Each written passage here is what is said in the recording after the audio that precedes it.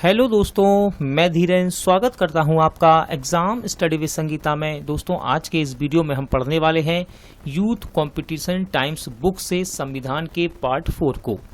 दोस्तों, अब तक हम इस वीडियो के 3 पार्ट को कंप्लीट कर चुके हैं, ठीक है ना। और ये बुक रेलवे के परीक्षाओं के लिए मोस्ट इंपॉर्टेंट है, जिसमें कि 3100 वस्तुनिष्ठ प्रश्न दिए गए हैं, यानी कि एमसीक्यू फॉर्मेट में क्वेश्चन दिए गए हैं। इस बुक में railway group d, NTPC, RRB, JE, RPF, constable, SI, ALP stage 1, stage 2 से पिछले वर्ष जितने भी मोस्ट इंपॉर्टेंट क्वेश्चन पूछे गए हैं उन सभी को यहाँ पर दिया गया है। और ये बुक आपके आने वाले ग्रुप डी एग्जाम के लिए और साथ ही साथ एनटीपीसी सीवीटी 2 के लिए इंपॉर्टेंट रहने वाला है। दोस्तों, यदि आपको ये वीडियो अच्छा लगे, हेल्पफुल लगे, तो प्लीज़ वीडियो को लाइक और शेयर जरूर कीजिएगा। और यदि अब तक आपने हमारे चैनल को सब्सक्राइब नहीं किया है तो प्लीज़ चैनल को सब्सक्राइब जरूर कीजिएगा, जिससे कि आपको मेरे आने वाले नए वीडियो का नोटिफिकेशन टाइम पर मिलता रहे। तो चलिए दोस्तों, हम अपनी क्लास शुरू करते हैं।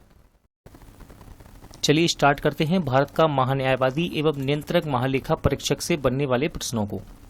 भारतीय संविधान के अनुसार अटॉर्नी जनरल का कार्यकाल कितने वर्ष का होता है? तो देखिए दोस्तों, इंपॉर्टेंट क्वेश्चन है ये, याद रखिएगा। इसका सही आंसर है ऑप्शन बी, यानी कि अनिश्चित। देखिए, अटॉर्नी जनरल यानी कि भारत का महान्यायवादी कहते हैं इसे हिंदी में। देखिए, संविधान के अनुच्छेद 76 में, याद रखिएगा, अनुच्छेद 76 में भारत के महान्यायवादी यानी कि अटॉर्नी जनरल की नियुक्ति, योग्यता, पदावधि, वेतन, कार्य तथा अधिकारों का उल्लेख है। अनुच्छेद इनका इंपॉर्टेंट है, कितना है? 76। इसकी नियुक्ति मंत्रिमंडल की सलाह पर राष्ट्रपति करता है तथा राष्ट्रपति के प्रसाद पर्यंत पर यह पद पर बना रहता है, अर्थात इसका कार्यकाल अनिश्चित होता है।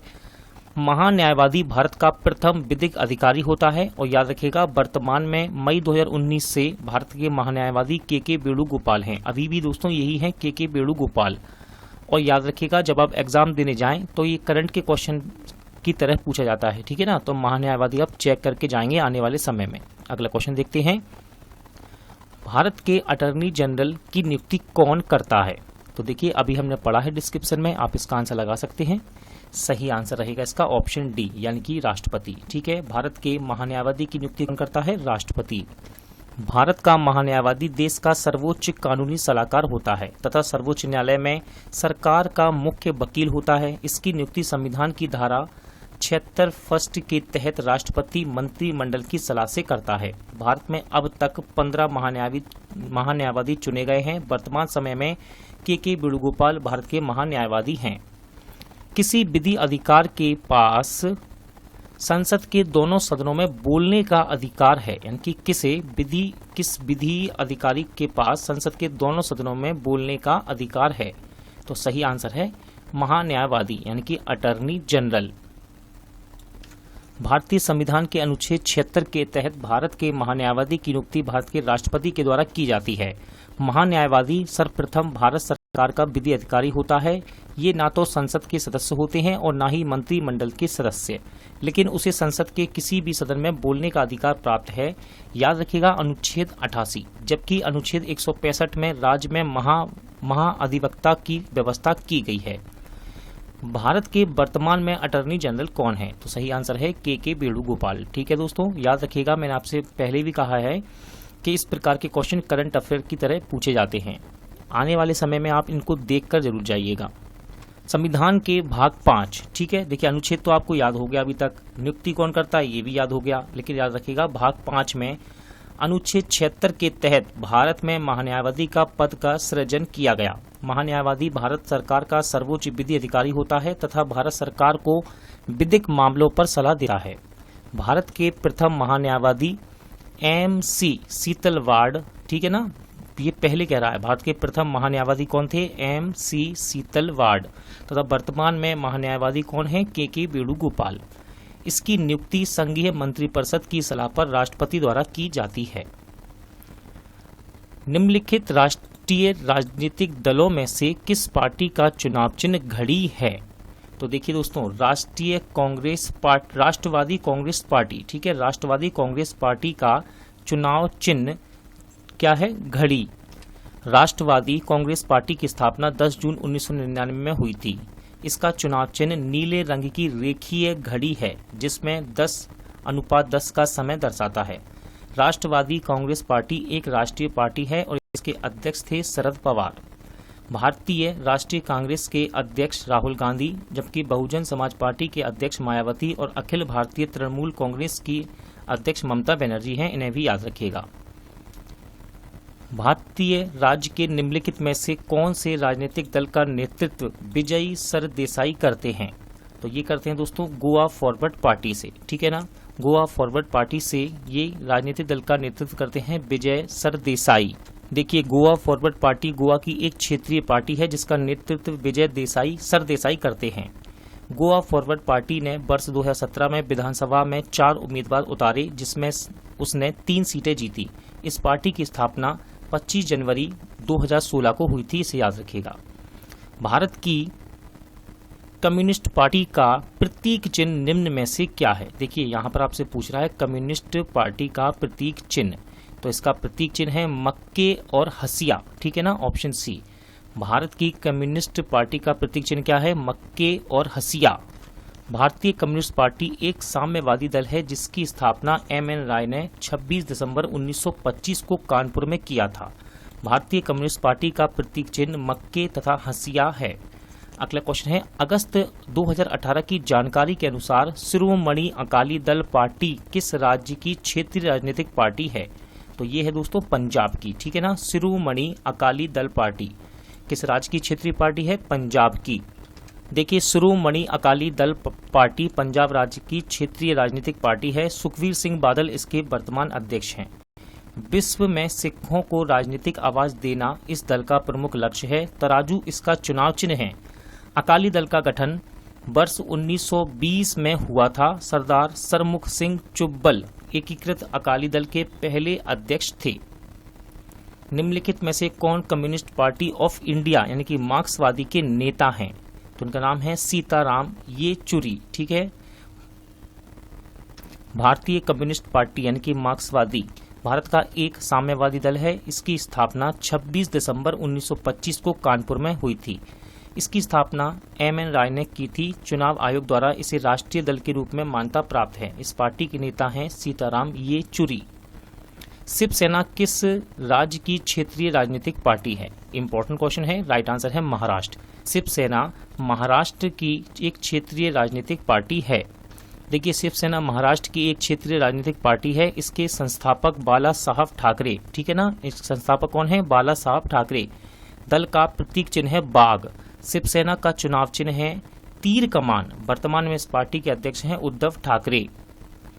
भारत की कौन सी राजनीतिक पार्टी लेफ्ट विंग राजनीति पर पुरजोर समर्थन करती है, जैसे कि सभी के लिए भूमि काम करने का अधिकार और वैश्वीकरण, पूंजीवाद और निजीकरण जैसे नव उदारीवाद नीतियों को जोरदार विरोध? तो सही आंसर इसका भारतीय कम्युनिस्ट पार्टी यानी कि मार्क्सवादी पार्टी। देखिए, भारतीय कम्युनिस्ट पार्टी भारत का एक साम्यवादी दल है जिसकी स्थापना 26 दिसंबर 1925 ईस्वी में हुई थी। इस दल के वर्तमान महासचिव का नाम है सीताराम येचुरी, ठीक है। और आने वाले समय में आप इसको जरूर चेक करके जाइएगा एग्जाम के पर्पज से। करंट अफेयर से क्वेश्चन ऐसे बना देगा वो, ठीक है, एग्जामिनर। भारतीय कम्युनिस्ट पार्टी वामपंथ राजनीति का पुरजोर समर्थन करती है, जैसे कि सभी के लिए भूमि, काम करने का अधिकार और वैश्वीकरण का समर्थन तथा पूंजीवाद और निजीकरण जैसे नव उदारीवाद नीतियों का जोरदार विरोध करती है। N.T. रामा राव ने तेलुगु देशम पार्टी कब स्थापित की थी? बहुत ही ज्यादा मोस्ट इंपोर्टेंट नाम है ये और पार्टी भी। तो ये की थी 29 मार्च 1982। 29 मार्च 1982 में N.T. रामा राव ने तेलुगु देशम पार्टी की स्थापना की थी। देखिए, N.T. रामा राव तेलुगु देशम पार्टी की स्थापना इन्होंने 29 मार्च 1982 को आंध्र प्रदेश में की थी। यह एक लोकप्रिय अभिनेता भी थे।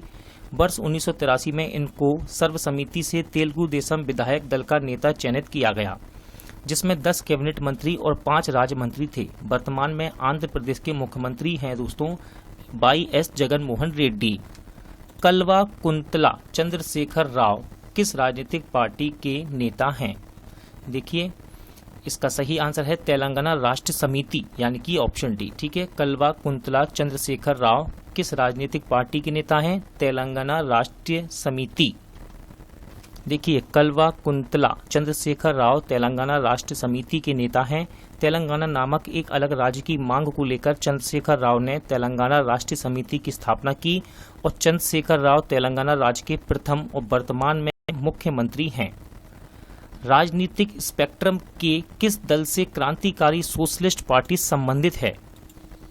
तो सही आंसर इसका वामपंथी। ठीक है, राजनीतिक स्पेक्ट्रम के वामपंथी दल से क्रांतिकारी सोशलिस्ट पार्टी संबंधित है।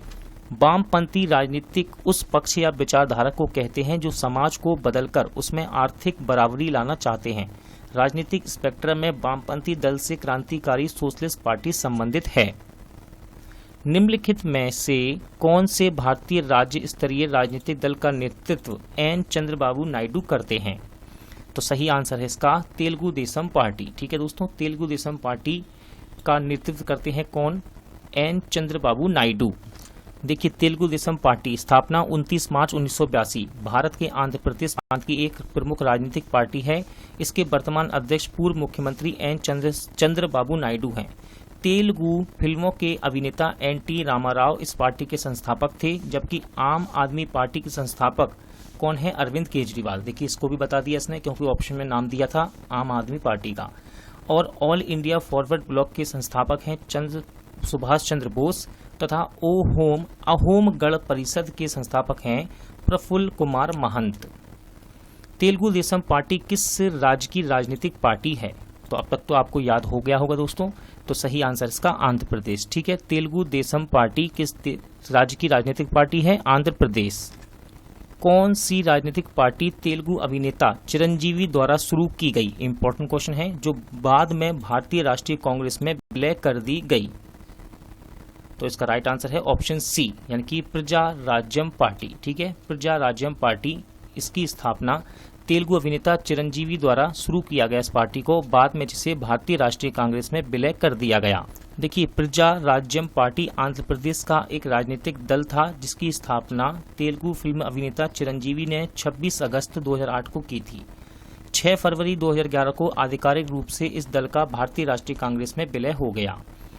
राष्ट्रीय आपातकाल के बाद सत्ता में आने वाली राजनीतिक पार्टी थी। इंपॉर्टेंट क्वेश्चन है, राइट आंसर है जनता पार्टी। ठीक है दोस्तों, राष्ट्रीय आपातकाल के बाद सत्ता में आने वाली राजनीतिक पार्टी कौन सी थी? जनता पार्टी। देखिए राष्ट्रीय आपातकाल के बाद सत्ता में आने वाली राजनीतिक पार्टी जनता पार्टी थी। प्रधानमंत्री इंदिरा गांधी द्वारा लागू आपातकाल के बाद जनसंघ सहित भारत के प्रमुख राजनीतिक दलों का विलय करके एक नया दल जनता पार्टी का गठन किया गया। जनता पार्टी 1977 से 1980 तक भारत का सरकार का नेतृत्व किया इसने। इस पार्टी के गठबंधन से प्रथम गैर कांग्रेसी प्रधानमंत्री मोरारजी देसाई थे।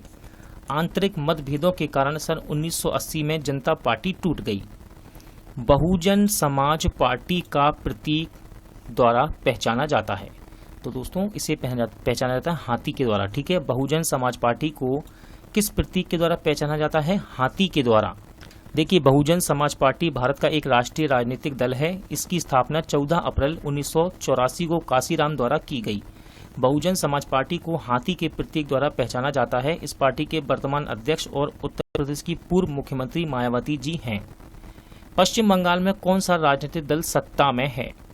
तो ये है तृणमूल कांग्रेस। ठीक है दोस्तों, जो कि ममता बनर्जी की पार्टी है। ठीक है, तृणमूल कांग्रेस जो पश्चिम बंगाल में ये राजनीतिक दल है जो कि सत्ता में है। ऑल इंडिया तृणमूल कांग्रेस की स्थापना तत्कालीन मुख्यमंत्री ममता बनर्जी ने 1 जनवरी 1998 में की थी। इस पार्टी का चुनाव चिन्ह जोहरा घास फूल है।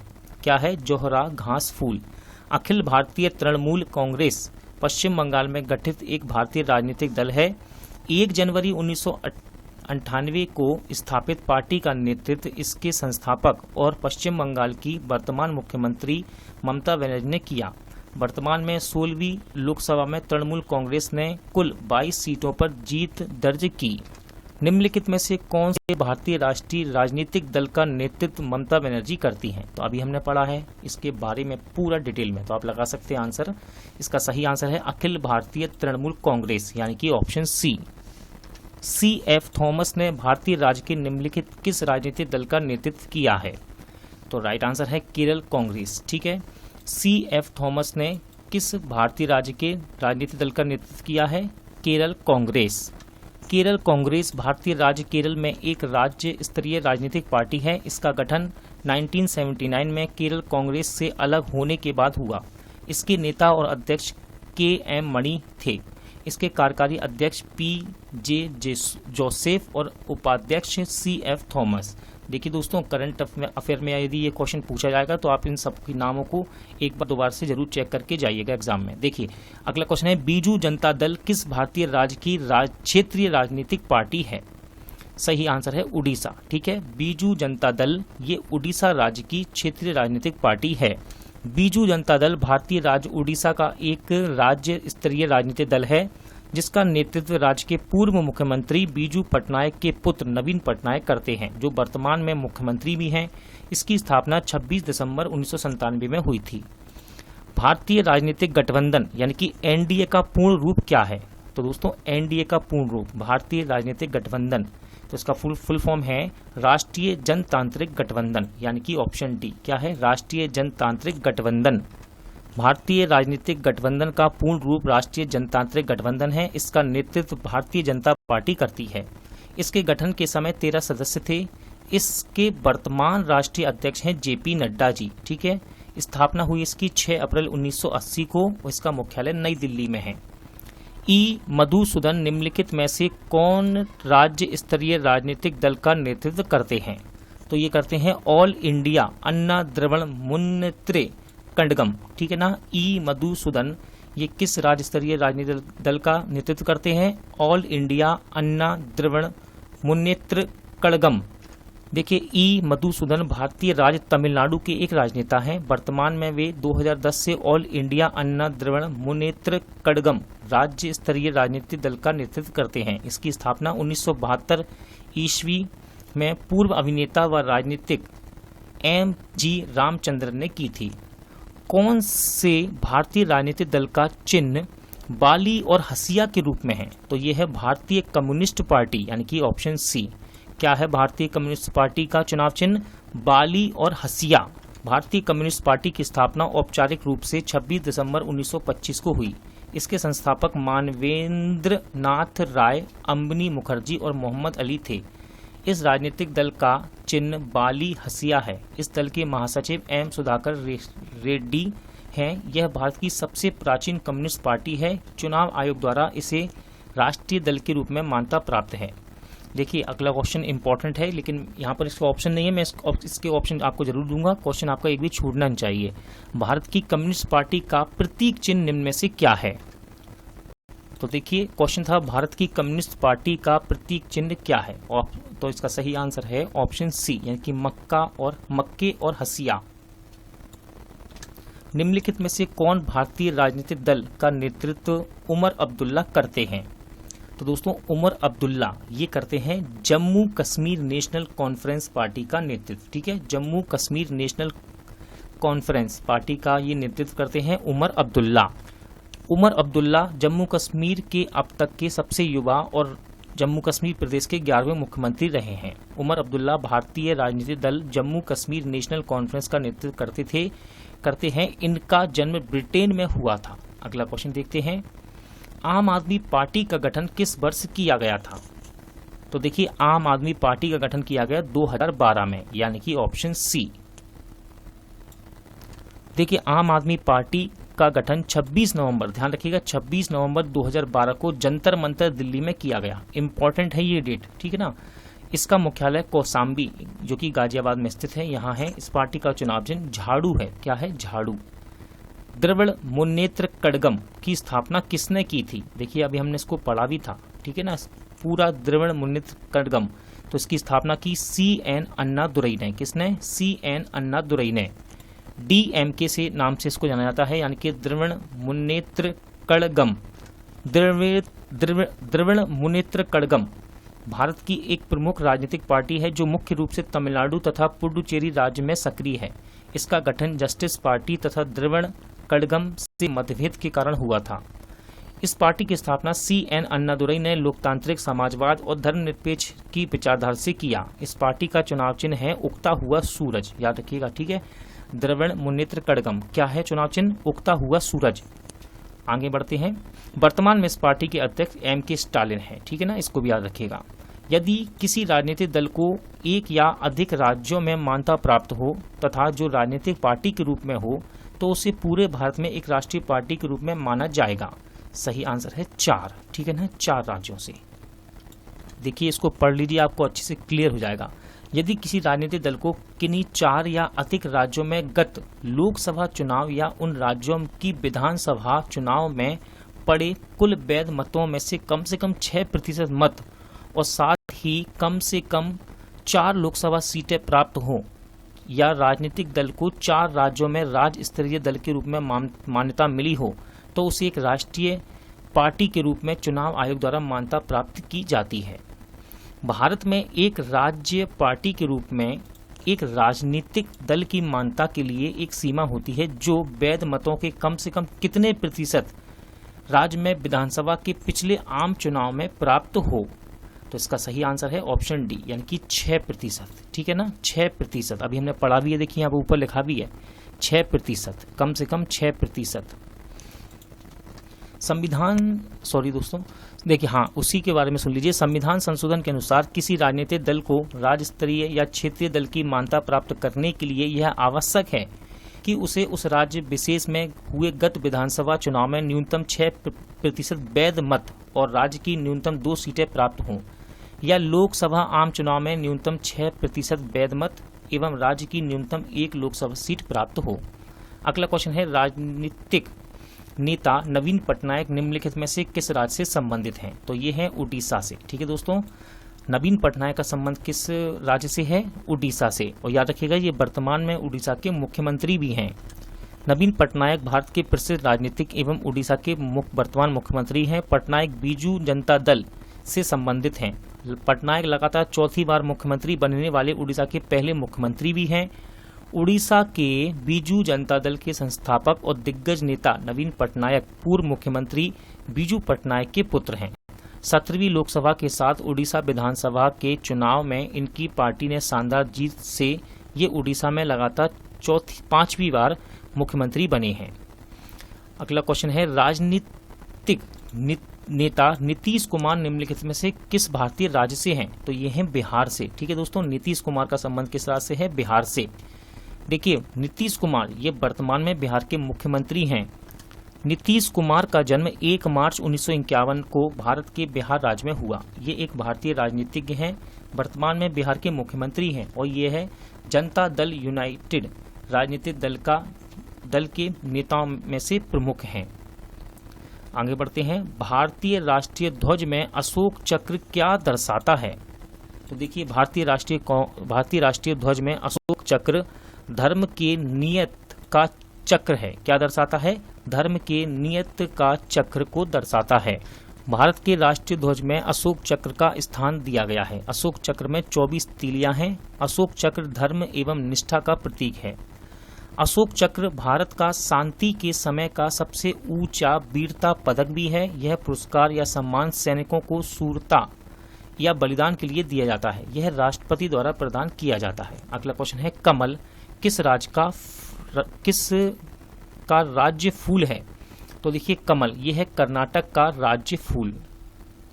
देखिए कमल भारत के कर्नाटक, हरियाणा तथा जम्मू कश्मीर का राजकीय पुष्प है। लेकिन यहाँ पर जम्मू कश्मीर और हरियाणा की बात तो नहीं है, लेकिन ऑप्शन में क्या है आपका? कर्नाटक है ना, आंसर सही हो जाएगा ऑप्शन डी। लेकिन साथ ही साथ याद रखिएगा कमल भारत के कर्नाटक, हरियाणा और जम्मू कश्मीर राज्य का राजकीय पुष्प है।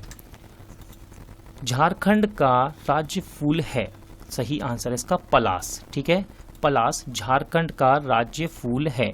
और याद रखिएगा झारखंड के साथ साथ ये उत्तर प्रदेश का भी राजकीय फूल है, लेकिन उत्तर प्रदेश ऑप्शन में नहीं है, ठीक है। झारखंड का पूछा है, क्या है? पलास। देखिए झारखंड का राजकीय फूल यानी कि पुष्प पलास है। इसके अतिरिक्त उत्तर प्रदेश का राजकीय फूल भी पलास ही है, जिसे ढाक और टेसू के नाम से भी जाना जाता है। क्या कहते हैं? ढाक और टेसू के नाम से भी इसे जाना जाता है। अगला क्वेश्चन है, बुरुंस का फूल किस राज्य का राज्य फूल है? तो ये है नागालैंड का, ठीक है। बुरुंस का फूल ये नागालैंड का राजकीय फूल है।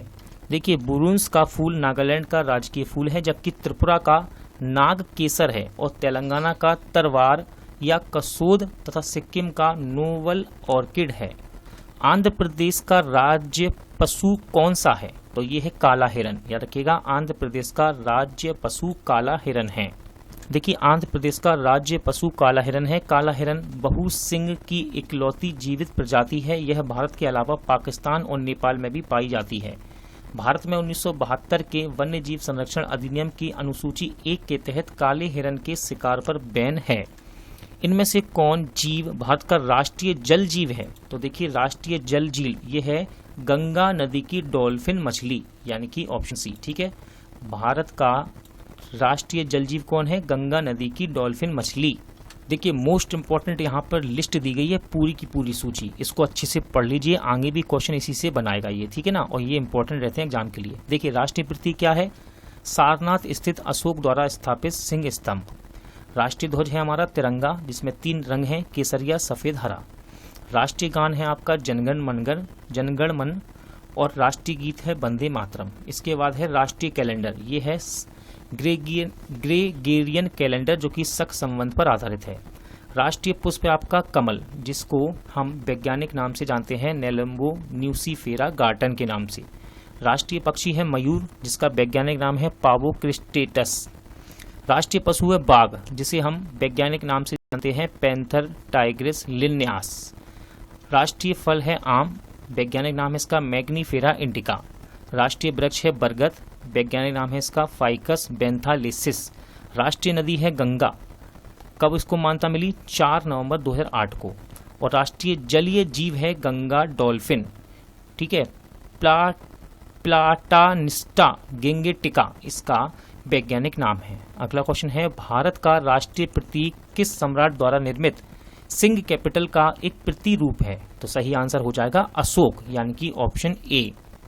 देखिए यहाँ पर जितनी भी डेट आएंगी अब इनको अच्छे से याद कर लीजिएगा, एग्जाम में डेटें बहुत पूछता है भारत के राष्ट्रीय प्रतीकों की।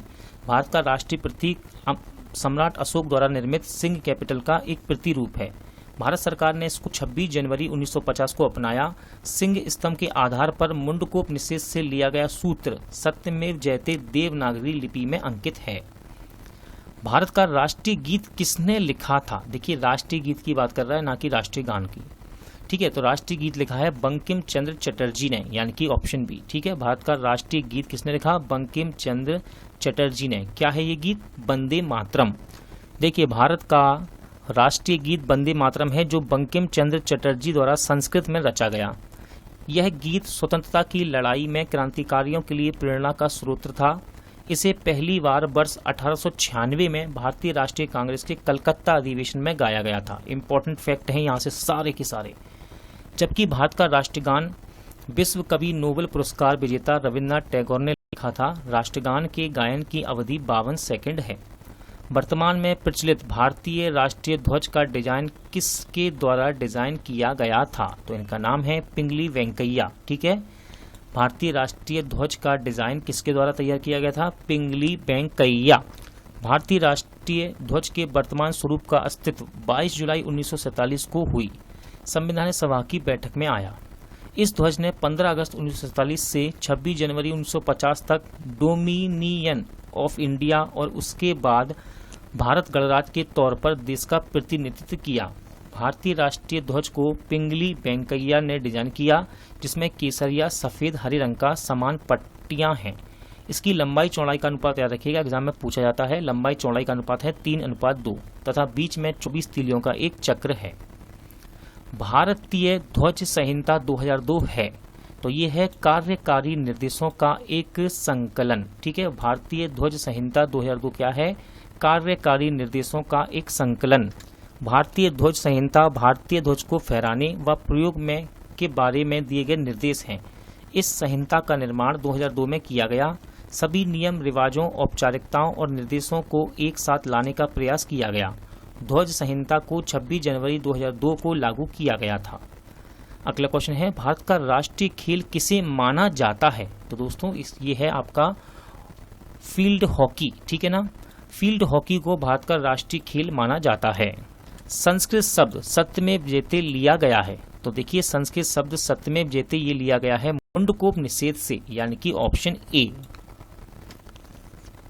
सत्यमेव जयते संस्कृत शब्द है जो मुंडकोप निषेध से लिया गया। यह भारत के राष्ट्रीय प्रतीक सारनाथ स्थित अशोक द्वारा निर्मित सिंह स्तंभ के आधार भाग से अनुकृत है, जिसे भारत सरकार द्वारा 26 जनवरी 1950 को अपनाया गया था।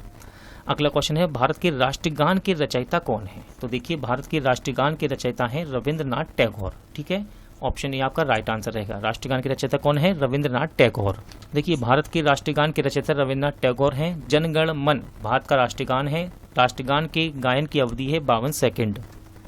संविधान के अनुसार तिरंगे की लंबाई एवं चौड़ाई के बीच का अनुपात कितना होना चाहिए?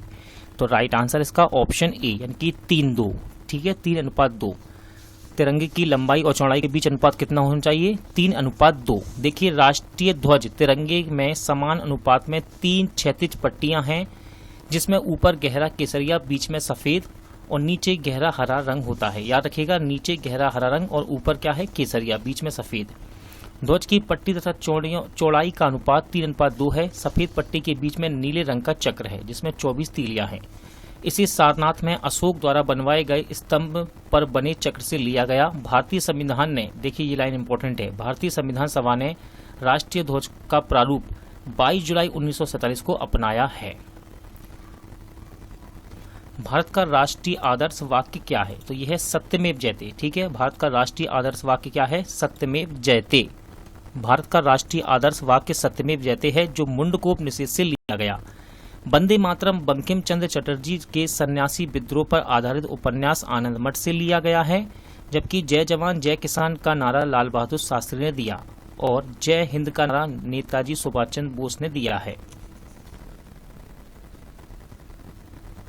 निम्न में से कौन सा आंध्र प्रदेश का राज्य पशु है? तो ये है कृष्णा मृग। ठीक है, आंध्र प्रदेश का राज्य पशु क्या है? कृष्णा मृग। आंध्र प्रदेश ने वर्ष 2018 में नए राज्य प्रतीक की घोषणा की, जिसमें राजकीय पशु के रूप में ब्लैक बग यानी कि कृष्ण मृग, राजकीय पक्षी के रूप में गुलाबी रिंग वाले पैराकिट अथवा रामाचिसूका और राजकीय वृक्ष के रूप में नीम अथवा बेपा चेटू तथा राजकीय फूल के रूप में जैस्मीन को घोषित किया है। धार आयोग और जेबीपी समिति का गठन का उद्देश्य क्या था? तो देखिए इसका उद्देश्य है भाषाई आधार पर आधारित राज्यों के पुनर्गठन की व्यवस्था देखना। देखिए धर आयोग और जेबीपी समिति के गठन का उद्देश्य भाषा के आधार पर राज्यों के पुनर्गठन की व्यवहारिकता को देखना। 1948 में गठित जेबीपी यानी कि पंडित नेहरू, सरदार पटेल और पट्टावी सीतामरवैया कमेटी ने अप्रैल 1949 में प्रस्तुत अपनी संस्तुतियों में भाषाई आधार पर राज्यों के पुनर्गठन का पक्ष नहीं लिया था। बाद में रामलुलू के 56 दिन के आमरण अनशन के बाद उनकी मृत्यु के बाद 1 अक्टूबर 1953 को भाषा के आधार पर पहले राज्य आंध्र प्रदेश की स्थापना हुई। फजल अली आयोग ने भाषा के आधार पर अपनी रिपोर्ट सौंपी थी। देखिए इंपॉर्टेंट क्वेश्चन है, भारतीय महिला आयोग का प्रथम पुरुष सदस्य कौन बना?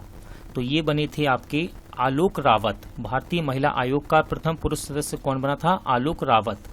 पूर्व जल संसाधन सचिव और 1977 बैच के सिक्किम कैडर के IAS अधिकारी आलोक रावत को राष्ट्रीय महिला आयोग के पहले पुरुष सदस्य के रूप में नियुक्त किया गया था।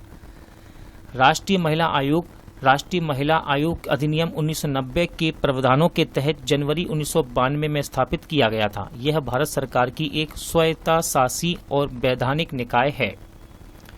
1953 में पहला पिछड़ा वर्ग आयोग किसकी अध्यक्षता में नियुक्त किया गया था? तो सही आंसर है काका कालेलकर। ठीक है, काका कालेलकर की अध्यक्षता में 1953 में पहला पिछड़ा वर्ग आयोग नियुक्त किया गया था। देखिए अब तक 2 पिछड़ा वर्ग आयोग का गठन किया जा चुका है। 1953 में पहला पिछड़ा वर्ग आयोग काका साहब कालेलकर की अध्यक्षता में गठित किया गया और द्वितीय पिछड़ा वर्ग आयोग 20 सितंबर 1978 को बिंदेश्वरी प्रसाद मंडल की अध्यक्षता में नियुक्त किया गया। याद रखिएगा पिछड़ा वर्ग आयोग का गठन राष्ट्रपति द्वारा किया जाता है। किस वर्ष प्रथम राज्य पुनर्गठन आयोग की स्थापना की गई? तो सही आंसर है 1953। ठीक है, 1953 में प्रथम राज्य पुनर्गठन आयोग की स्थापना की गई थी। 22 दिसंबर 1953, डेट याद रखिएगा, 22 दिसंबर 1953 में न्यायाधीश फजल अली की अध्यक्षता में प्रथम राज्य पुनर्गठन आयोग का गठन हुआ। इस आयोग की 3 सदस्य जिनके नाम थे न्यायमूर्ति फजल अली, हृदयनाथ कुंजरू और M.K. पटिक्कर थे। वर्ष 1956 में राज्य पुनर्गठन अधिनियम संसद ने पास किया। रेडक्लिफ आयोग नियुक्त किया गया था। क्वेश्चन पूछ रहा है कि रेडक्लिफ आयोग क्यों नियुक्त किया गया? तो सही आंसर है भारत और पाकिस्तान के बीच सीमा निर्धारण करने के लिए रेडक्लिफ आयोग को नियुक्त किया गया था। देखिए, रेडक्लिफ रेखा 17 अगस्त 1947 को भारत विभाजन के बाद भारत पाकिस्तान के बीच सीमा बन गई। सर सिरिल रेडक्लिफ की अध्यक्षता में गठित सीमा आयोग द्वारा रेखा का निर्धारण किया गया, जो 88 करोड़ लोगों के बीच 1,75,000 वर्ग मील क्षेत्र को नियोजित रूप से विभाजित के लिए अधिकृत है। कौन से भारतीय मुख्यमंत्री के पिता महाराजा थे? देखिए, इंपॉर्टेंट कौन से क्वेश्चन है, कौन से भारतीय मुख्यमंत्री के पिता महाराजा थे? तो सही आंसर है इसका ऑप्शन डी, यानी कि अमरिंदर सिंह। देखिए, पंजाब के मुख्यमंत्री अमरिंदर सिंह के पिता यादविंद्र सिंह पटियाला के महाराज थे। ये भारतीय क्रिकेट टीम के पूर्व खिलाड़ी भी थे। अगला क्वेश्चन है, किस संवैधानिक कानून के माध्यम से भारत और पाकिस्तान 2 स्वतंत्र राष्ट्र में विभाजित किए गए थे? देखिए, मोस्ट इंपॉर्टेंट क्वेश्चन है ये, भारत पाकिस्तान से पूछे जाने वाला। इसका सही आंसर है भारतीय स्वतंत्रता अधिनियम 1947, यानी कि ऑप्शन ए। भारतीय स्वतंत्रता अधिनियम 1947 के द्वारा भारत और पाकिस्तान 2 स्वतंत्र राष्ट्रों में विभाजित किया गया। भारतीय स्वतंत्रता अधिनियम 1947 के आधार पर भारत का विभाजन कर पाकिस्तान का निर्माण किया गया। भारतीय स्वतंत्रता अधिनियम 1947 को 18 जुलाई, ठीक है, और 1947 को मंजूरी मिली तथा 14 अगस्त 1947 को पाकिस्तान तथा 15 अगस्त 1947 को भारत अस्तित्व में आया। भारतीय स्वतंत्रता अधिनियम 1947 के दौरान ब्रिटेन के प्रधानमंत्री कौन थे? क्लीमेंट एटली। ये क्वेश्चन बहुत ही ज्यादा पूछा जाता है। अमेरिकी इतिहास में राष्ट्रपतियों के सबसे प्रसिद्ध भाषणों में से एक दी गेटिसबर्ग एड्रेस है। उस अमेरिकी राष्ट्रपति का नाम बताइए जिन्होंने यह महत्वपूर्ण भाषण दिया था। तो इनका नाम है अब्राहम लिंकन। ठीक है, अब्राहम लिंकन का ये भाषण है। क्या है, आपको याद रखना है, दी गेटिसबर्ग एड्रेस। दी गेटिसबर्ग एड्रेस संबोधन अमेरिकी राष्ट्रपति अब्राहम लिंकन द्वारा एक भाषण है जो अमेरिका के इतिहास के सबसे यादगार भाषणों में गिना जाता है। इसे 19 नवंबर 1863 ईस्वी में गेटिसबर्ग शहर में राष्ट्रीय सैनिक कब्रिस्तान के समर्पण दिवस के मौके पर दिया गया, जब अमेरिकी गृहयुद्ध को खत्म हुए 4.5 महीने हुए थे और अमेरिका 2 हिस्सों में खंडित होते होते बचा था। सार्क के सदस्य देश विश्व के किस भाग के हैं? तो ये हैं दोस्तों दक्षिण एशिया के। ठीक है ना, तभी तो कहते हैं हिंदी में इसको दक्षिण एशियाई क्षेत्रीय सहयोग संगठन। ठीक है ना, तो ये किसके हैं? दक्षिण एशिया के हैं सार्क के सदस्य देश।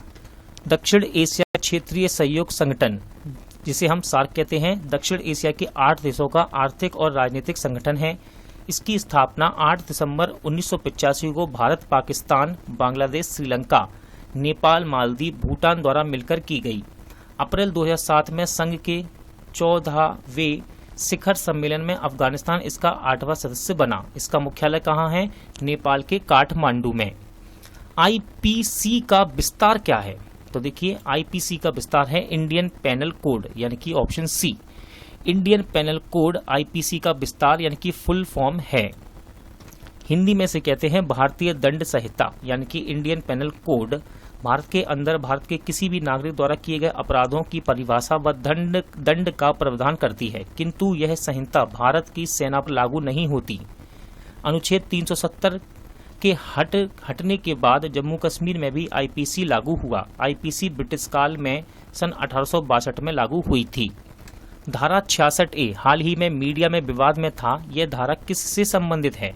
तो यह है सूचना प्रौद्योगिकी से। ठीक है ना, यानी कि इंफॉर्मेशन टेक्नोलॉजी एक्ट 2000 सन 2000 से। ठीक है ना, धारा 66A किससे संबंधित है? सूचना प्रौद्योगिकी से। देखिए, सूचना प्रौद्योगिकी अधिनियम 2000 सन 2000 भारतीय संसद द्वारा पारित एक अधिनियम है जो 17 अक्टूबर 2000 में अस्तित्व में आया। यह 13 अध्याय में विभक्त है जिसमें 94 यानी कि 94 धाराएं हैं। अक्टूबर 2008 को इस कानून को एक घोषणा द्वारा संशोधित किया गया। इसे 5 फरवरी 2009 को फिर से संशोधित किया गया, जिसके अंतर्गत धारा 66A का प्रावधान है। यह धारा इलेक्ट्रॉनिक डिवाइसेस पर आपत्तिजनक कंटेंट पोस्ट करने के संबंध में है।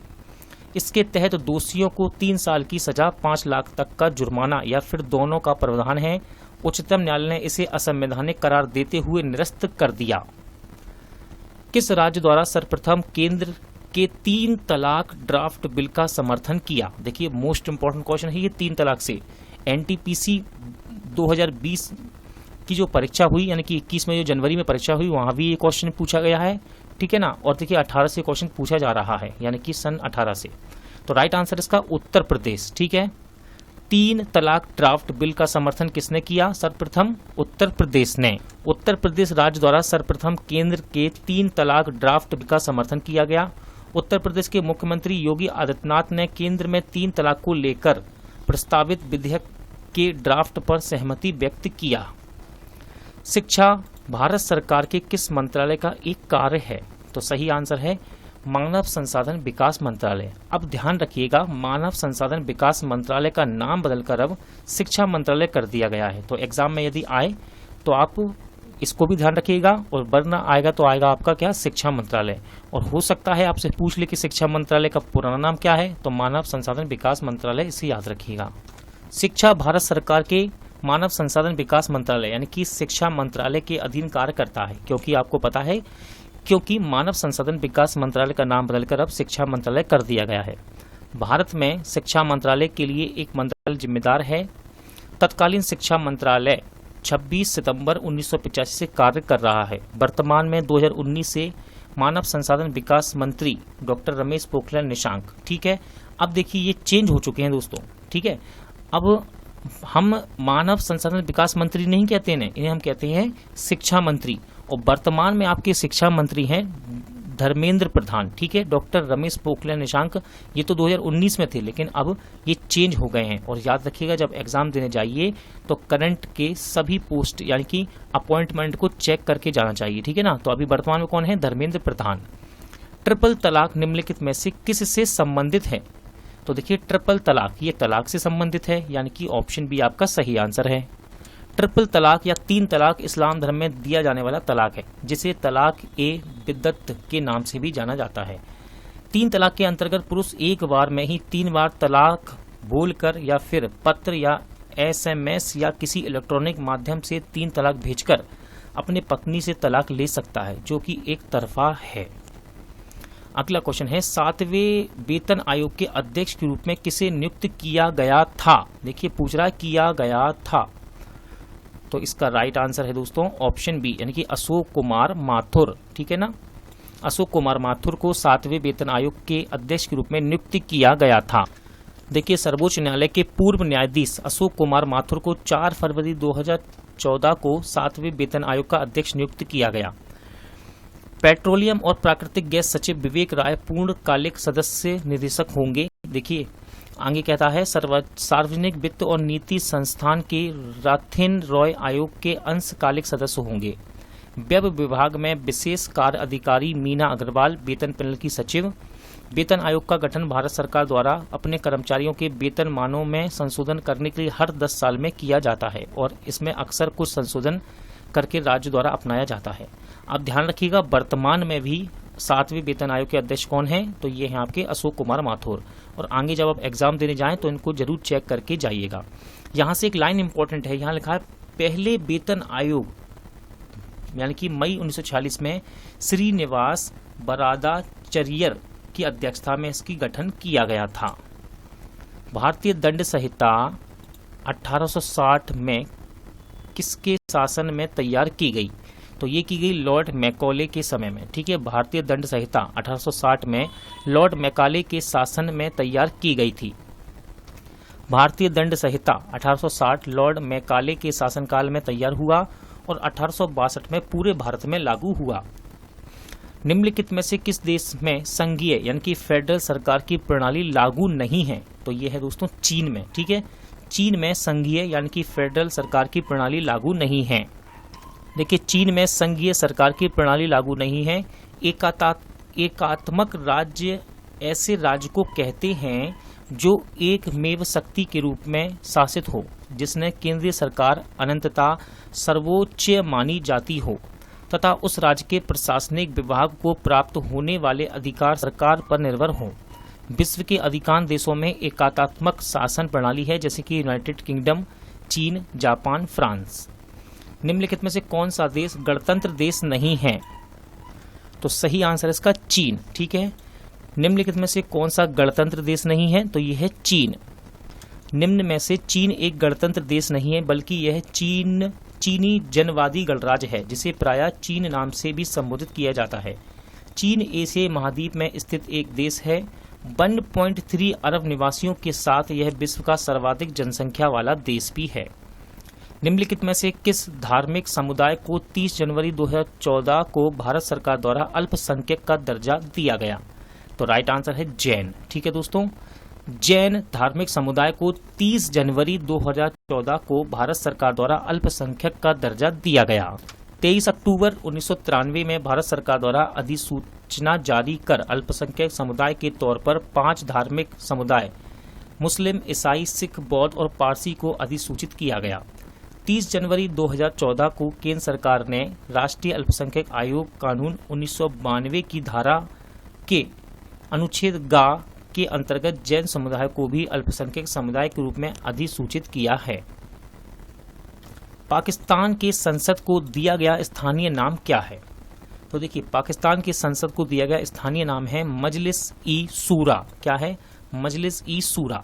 देखिए, मजलिस ए शूरा पाकिस्तान की संसद पाकिस्तान में संघीय स्तर पर सर्वोच्च विधायी संस्था है। संसद के 2 सदन हैं। निचला सदन है कौमी असेंबली और ऊपरी सदन है सीनेट।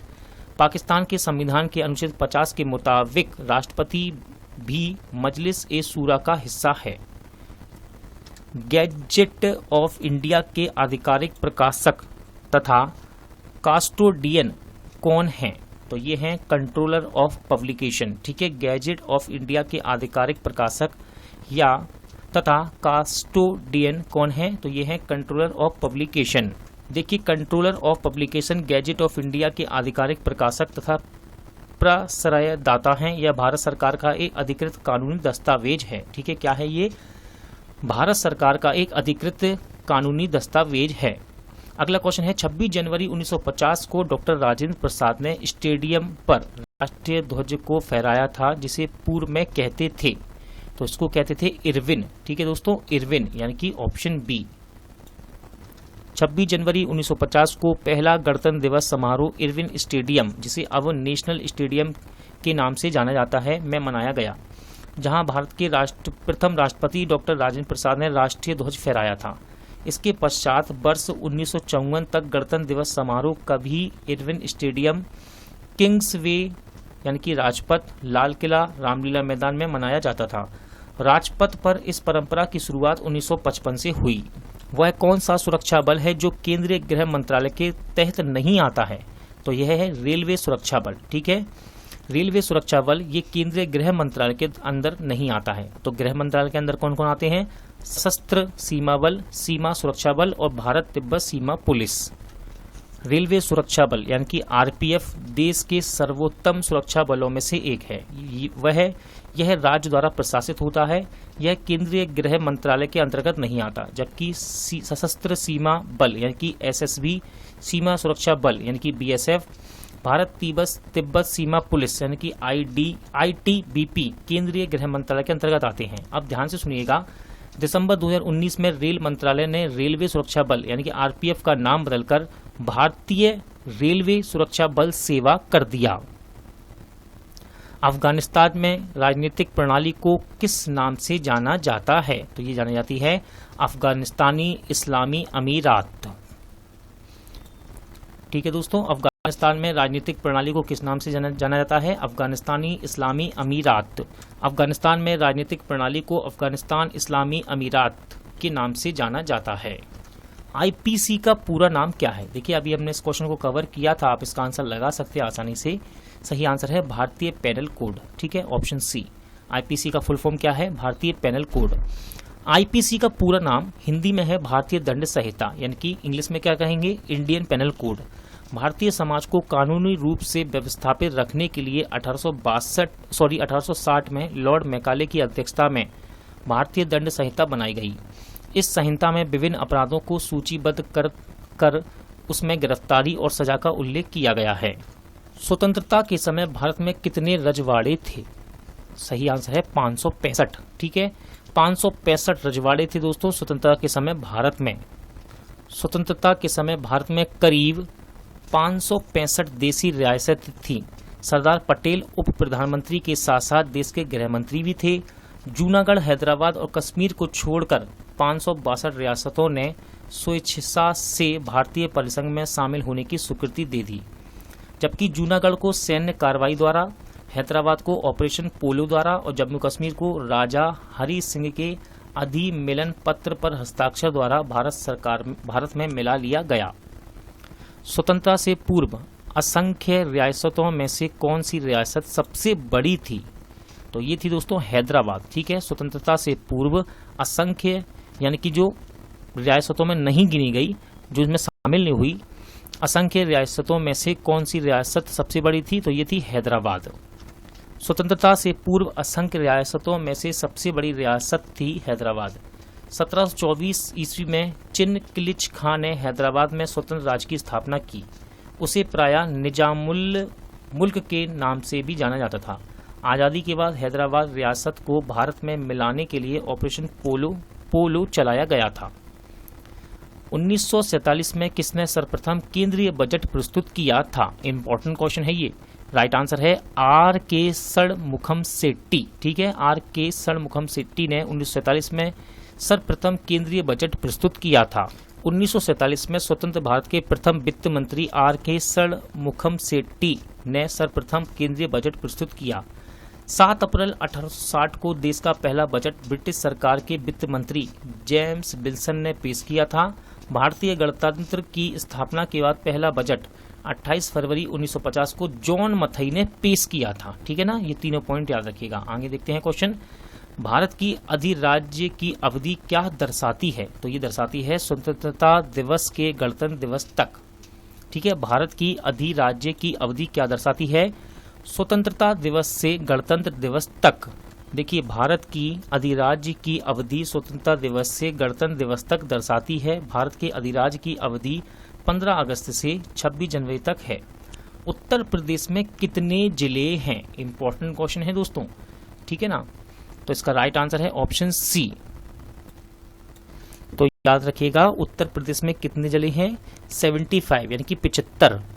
उत्तर प्रदेश भारत का सबसे अधिक आबादी वाला राज्य है, जिसमें कुल देश की आबादी का 16.4 जनसंख्या निवास करती है। क्षेत्रफल की दृष्टि से भारत का चौथा सबसे बड़ा राज्य है। उत्तर प्रदेश में 75 जिले हैं। इसकी राजधानी क्या है? लखनऊ। उत्तर प्रदेश को प्रशासन की सुविधा के लिए 18 मंडल, 75 जिलों, 349 तहसील, 822 विकास खंडों या ब्लॉक, 17 नगर निगम, 198 नगर पालिका, 497 नगर पंचायत और 1,06,774 गांव जैसी इकाइयों में बांटा गया है। भारत की राष्ट्रीय प्रतिज्ञा के रचयिता थे, तो ये हैं, तो देखिए इनका नाम है पी.डी. मारी वेंकट सुब्बा राव, ठीक है। पी.वी. सुब्बा राव के नाम से आप इन्हें जानते भी हैं, ठीक है। भारत की राष्ट्रीय प्रतिज्ञा के रचयिता कौन थे? पी.डी. मारी वेंकट सुब्बा राव। भारत की राष्ट्रीय शपथ भारत गणराज्य के पृथ्वीनिष्ठ की शपथ है। प्रतिज्ञा को असल रूप में सन 1962 में लेखक पी.डी. मारी वेंकट सुब्बा राव द्वारा तेलुगु भाषा में रचा गया था। इसका पहला सार्वजनिक पठन सन 1963 में विशाखापट्टनम के एक विद्यालय में हुआ था। भारतीय संसद द्वारा हाल ही में पारित जीएसटी संविधान संशोधन विधेयक को स्वीकृति देने वाला पहला भारतीय राज्य कौन सा है? तो ये है असम, ठीक है। जीएसटी को स्वीकृति देने वाला पहला भारतीय राज्य कौन है? असम है। जीएसटी बिल को पारित करने वाला पहला राज्य असम। असम विधानसभा द्वारा 12 अगस्त 2016 को जीएसटी बिल को मंजूरी प्रदान की गई। जीएसटी यानी कि goods and services tax, Hindi में कहते हैं वस्तु एवं सेवा कर, का संक्षिप्त रूप है। भारत सरकार ने 1 जुलाई 2017 से जीएसटी लागू कर दिया। जीएसटी 122वां संविधान संशोधन विधेयक और पारित होने के बाद 101वां संविधान संशोधन अधिनियम बन गया।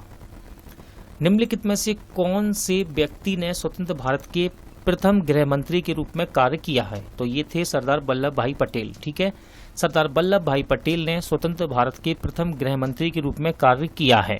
सरदार वल्लभ भाई पटेल ने स्वतंत्र भारत के प्रथम गृह मंत्री के रूप में कार्य किया था। भारत के आजादी के बाद वे प्रथम गृह मंत्री और उप प्रधानमंत्री थे। गृह मंत्री बनने के बाद सरदार वल्लभ भाई पटेल ने विभिन्न रियासतों के भू राजनीतिक एकीकरण में केंद्रीय भूमिका निभाई, जिसके कारण उन्हें भारत का बिस्मार्क या लौह पुरुष भी कहा जाता है।